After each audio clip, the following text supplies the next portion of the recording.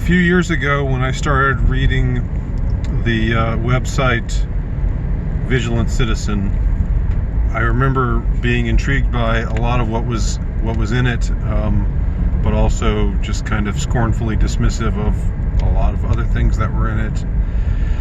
And one of the articles that just I really thought was ridiculous was an article that was about the then still running Hunger Games series.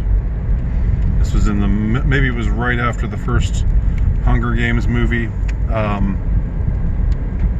and the article in Vigilant Citizen, which is still up, I imagine the article is still up too, it discussed how the Hunger Games series was essentially a blueprint for the future, a blueprint for the way the evil elites were going to change things around and subject the regular citizenry to lives of poverty, to lives of general enslavement. And although the term the Great Reset wasn't really current at the time, it was more or less that was the blueprint. That was what was being displayed in these books, the Hunger Games books, which were written first, and then in the multi-million-dollar movie series with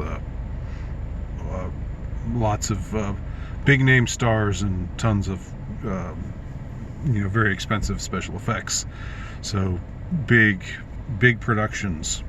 All of these Hunger Games movies were. Now, the reason why I thought this was ridiculous at the time was I thought to myself, if they're trying to sell this vision of the future to us, this is a lousy way to do it, because this makes this future look very unappealing. It would seem to me, serve the purpose of waking people up to this type of future, to these type of evil, nefarious plans. And it would seem that the way that the propagandists would want to carry forth their plans would be to show such a future in a way that made it look happy. So that was my main gripe with the article, and why I thought it seemed silly. Now, another point was made, I think, in that article, and it's been made elsewhere, that the author of the Hunger Games book series is from Newtown, Connecticut, and wrote this series just before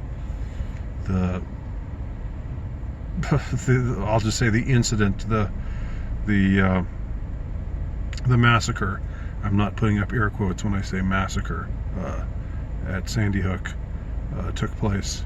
I'm not putting up air quotes, note, when I say the massacre, because I don't know if I want to post this on YouTube or not, but I don't know whether it matters or not either. So that these books, which are about a future in which children are forced to slaughter one another, that this was written by somebody who came from the community in which, I'll just say ostensibly, a great slaughter took place, a slaughter of children took place. That was made, hay was made of that, and I just thought, well, not a big deal, or not irrelevant. A lot of other people are from that area too. Everybody's from somewhere, so I didn't really think much of it at the time. I still don't know what to make of that particular detail, but I would say my thoughts about Hunger Games as a psyop portraying a future, a great resetted future, with the elites living in the effete elites living in the capital and living lives of luxury, while the rest of the population at least of what used to be the United States, is divided up into different sections. You know, no longer are there boundaries, no longer are there nations. There's just sections or sectors, which are named or given numbers. Sector 1, Sector 2, all the way through Sector 12. And maybe it's section, I can't remember. But now it really does strike me, I think a few years later, having my thought develop as it has over the course of the last few years, it really does strike me as meant to be some kind of predictive programming, or some kind of it's meant to have some kind of significance, I believe, insofar as it does seem that the plans that they have for us do closely resemble the nation known as Panem in the book and movie series Hunger Games. It does seem very similar to, in many ways, what they would like to do. Just abolish the middle class, take away the wealth from people like small business owners, reset the economy in such a way that it's run by oligarchs. I mean, we see all of that unfolds in the Hunger Games, with this added spectacle of sadism, against children.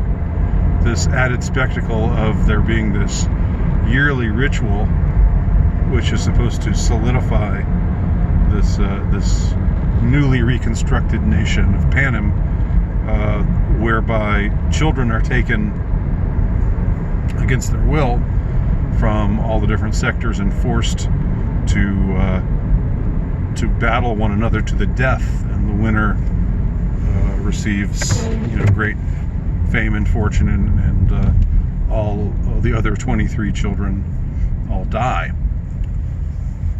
This really seems, I remember at the time thinking that some of the people who were, some of the conspiracy-minded people who were saying, oh, this is such a grim notion for young adult literature. I remember thinking that they were just kind of being ninnies, and that, yeah, it was grim. Of course, it was not a happy vision of the future, but that's what dystopias are. They're not meant to be happy. Now, though, there's something, I would agree that there is something unsettling about what is set forth in this series. Why specifically have it be children? I think it's children between the ages of 8 and 16, maybe, that are eligible to be taken in the reaping for the Hunger Games. There is something about this targeting of children, and for this to be the subject of a young adult novel, I mean, that is a pretty a series of young adult novels, and then a movie series which are geared toward the same sort of audience. I do find that remarkable, which is to say, it's something to be remarked upon. It's something that one maybe ought to look askance at. Like, what is really going on here? Why are they doing this? Why are they displaying this kind of story of this kind of future? And of course, it's done in a way that's romanticized and made kind of exciting and made into an adventure. But the grim undercurrent, I mean, there's so much. I remember the final movie, I read the first book, I didn't read any of the other books, but the final movie involved one of the heroes, being starved almost to death and forced to speak out, in favor of the Capitol on television. It's just a very, and this being a young person, a teenager, there's something about that is now, unlike 5 or 6 years ago, now that strikes me as really significant in a way. Like some kind of blueprint is being put up. Now, do I claim that the author had all of this in mind? No, but I just wonder how things like this come together. I mean,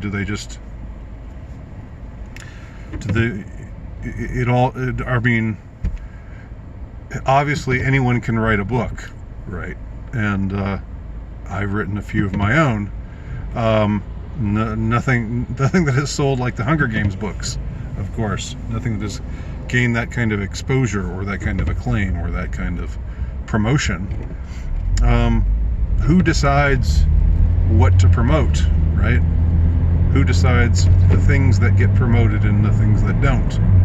And that's where I think the rubber hits the proverbial road, as far as looking at these kinds of stories and asking oneself, what are they trying to tell us? What are they trying to let us in on in a kind of predictive programming manner?